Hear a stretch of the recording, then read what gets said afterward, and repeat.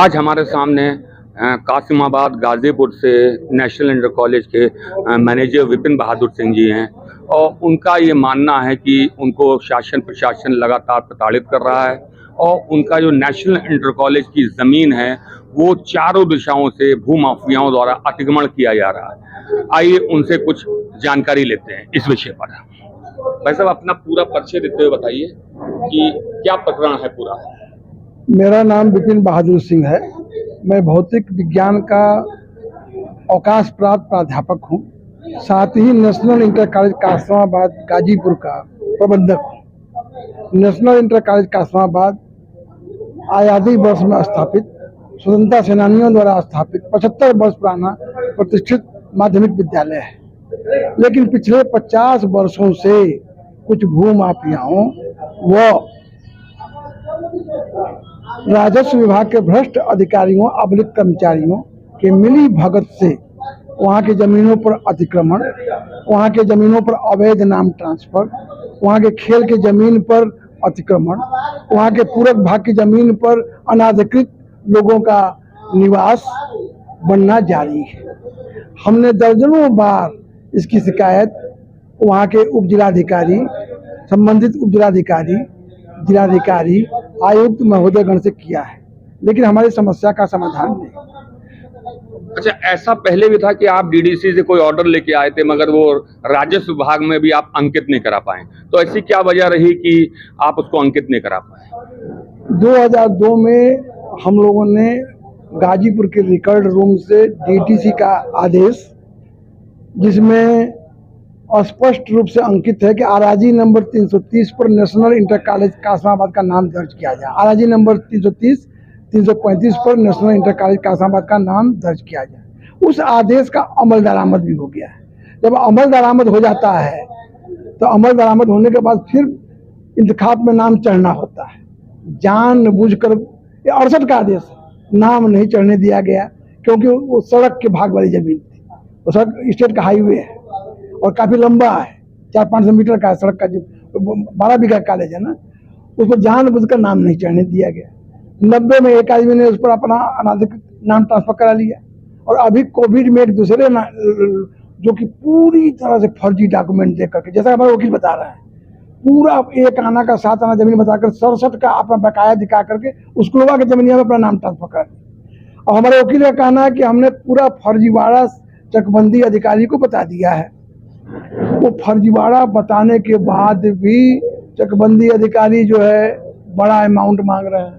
नहीं, तो ऐसा है जैसे आपके अधिवक्ता ने बताया कि पूरा प्रकरण जो है फर्जी है। हाँ। तो ऐसे में आपने 420 का और फर्जी दस्तावेजों के लिए आपने मुकदमा क्यों नहीं कायम किया? वो मुकदमा तभी होगा जब उसको सीओ वेरीफाई करेंगे ना, उसको तहसीलदार वेरीफाई करेंगे। वहाँ के तहसीलदार पहले कहते थे कि ये फर्जी ट्रांसफर है, और वही तहसीलदार हमारे पूरब भाग के जमीन पर प्रधानमंत्री योजना का घर बनवा रहे हैं। हमसे परमिशन मांगे कि मैनेजर साहब बनने दीजिए। अब बताइए, हमारे बाप की जमीन है, हम कॉलेज की जमीन पर प्रधानमंत्री योजना का जमीन बनने का कैसे परमिशन दे सकते हैं? तो इसकी शिकायत भी तो आपको करनी चाहिए कि ये विवादित जमीन है, तो उस पे कैसे प्रधानमंत्री आवास बन जाएंगे? महोदय, 2002 में हमने रिकॉर्ड रूम से डीडीसी का आदेश निकलवाया। तत्काल उसमें मोहम्मदाबाद तहसील थी, कासिमाबाद तहसील नहीं था, कासिमाबाद तहसील का ब्लॉक। तत्काल मोहम्मदाबाद के एसडीएम साहब के यहाँ हमने मुकदमा दाखिल कराया। 2002 में कुछ नहीं हुआ, फिर 7 में कराया। 7 में जब कराया तो हम उस समय की तत्कालीन जिलाधिकारी ऋतु माहेश्वरी जी को और उस समय तत्कालीन आयुक्त श्री रमेश गोकर्ण जी को वहाँ ले गए। उन्होंने कहा कि सब हम लोग प्रकरण ठीक करा देंगे। उन्होंने फोन किया एसडीएम को, लेकिन एसडीएम महोदय उसके बाद भी हमारा वो आदेश का जो है अनुपालन नहीं करा पाए। उसके बाद फिर इधर 17 में जब कासिमाबाद तहसील बनी, 16 में, तो तहसील बनते ही हम लोग लिख के दिए कि देखिए एडीडीसी का आदेश इसका वो किया जाए। तो पहले एडीएम ने कहा कि हम कर देंगे, हम चकबंदी अधिकारी से भी परमिशन लेकर के कर देंगे, फिर वो सस्पेंड हो गए। अब उसके बाद जो अधिकारी आए नहीं किए। एक अभी रिसेंट एक ईमानदार उप जिलाधिकारी आए थे, वहाँ पर डीडीसी का आदेश पर हमारे कर्मचारी लोग नहीं ज़्यादा की, जो गाँव की जमीन में जो अवैध निर्माण हुआ उस पर जोर दिए, तो उन्होंने पूरा उसको नापी कराई, पत्थरगढ़ी कराई, सीमांकन कराया।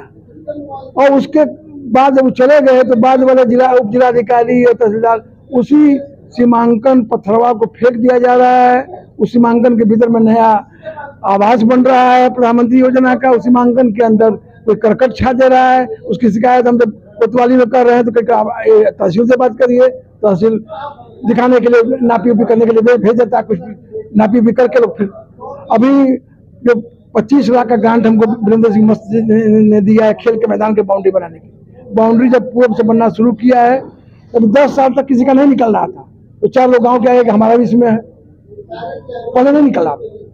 उसी खेल के मैदान पर माननीय मुख्यमंत्री जी आधा दर्जन बार मीटिंग कर चुके हैं, उसके सुंदरीकरण की बात भी कर चुके हैं।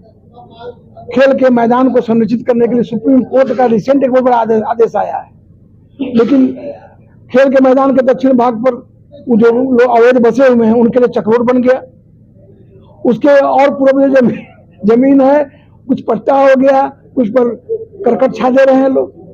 नहीं, ऐसे में एक चीज ये भी है कि जब आप एसडीएम महोदय और सब आर्डर हो गए, उसके बावजूद पुलिस प्रशासन आपका सहयोग नहीं कर रहा है, तो आप जो है माननीय हाईकोर्ट की शरण में क्यों नहीं है?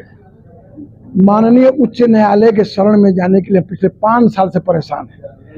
उसके पहले हम लोग पास पैसा नहीं, इसमें पैसा है, लेकिन प्रबंध समिति के और लोग प्रिंसिपल उसमें सहयोग नहीं कर रहे हैं। और हम अभी हाल ही में 10 दिन पहले हमारे एक अध्यापक का भाई हाई कोर्ट में है, उससे बात की कि भाई हाई कोर्ट में मैटर ले जाओ, ये देखो ये इस तरह से लोग करेक्शन कर सकते नहीं कर रहे हैं। वो कहा कि ठीक है हो जाएगा, 2 दिन में हमारा फोन ही बंद कर दिया। पैसा देखिए हम एक भी पैसा छूटते नहीं है कॉलेज, सब पैसा प्रिंसिपल के हाथ में रहता है। प्रिंसिपल से कह रहे हैं तो अभी भी वो बांटिया रहे हैं। हम 17 में ही प्रबंध समिति में पास किए थे कि हम लोग जाएंगे उच्च न्यायालय में, तो पैसा का बहाना देकर के उसको टाला गया। नहीं तो बिना प्रबंध कॉलेज का प्रबंध समिति अगर नहीं जाएगी हाई कोर्ट, तो आपकी लड़ाई क्या मायने रखेगी? क्या आप अकेले ये लड़ाई लड़ पाएंगे? सुनिए, हाई कोर्ट का ये हालत देखिए, हम माननीय उच्च न्यायालय का पूरा आदर करते हैं, लेकिन हालत ये है कि माननीय उच्च न्यायालय में जाने पर भी तत्काल राहत नहीं मिल रही है। हम बहुत से केसों में स्पष्ट देख रहे हैं, तारीख नहीं मिलती है, मिलने के बाद भी बरसों लंबित रहता है। यह मामला तभी हल होगा जब डायरेक्ट मुख्यमंत्री जी हस्तक्षेप करेंगे। हमको सिर्फ कॉलेज की जमीन चाहिए जो नियमतः कॉलेज की है। आप मुख्यमंत्री आवास पे भी गए थे और आपके द्वारा सुना गया है कि सिपाही ने आपसे अभद्रता की थी और आपकी बात उन तक नहीं पहुंची है, तो ऐसे में आप कैसे उन तक अपनी बात पहुंचाएंगे? हम उनसे पहुंचाने के लिए जब वहाँ नहीं गया तो हम इसी सारी बात लिखा इस पत्र को लेकर मैं माननीय मुख्यमंत्री की जनता दरबार में कई 60 को गया था, लेकिन शकील अहमद नाम के सिपाही ने ऐसा दुर्व्यवहार किया कि मैं वापस आ गया। इसको मैंने रजिस्ट्री कर दिया, उनको नहीं कर सकते, क्या कर सकते हैं बताइए। तो योगी जी से आप क्या आग्रह करना चाहेंगे इस विषय को लेकर, जो भूमाफियाओं का प्रकरण चल रहा है, तो इस विद्यालय को लेकर आप क्या कहना चाहेंगे? हम यही आग्रह करेंगे कि भ्रष्टाचार के अतिक्रमण पर अपना बुलडोजर चलावें, क्योंकि पूरे देश में वो बुलडोजर बाबा के नाम से प्रसिद्ध है और उनके व्यक्तिगत ईमानदारी पर हमको कोई संदेह नहीं है, उनके व्यक्तिगत ईमानदारी पर।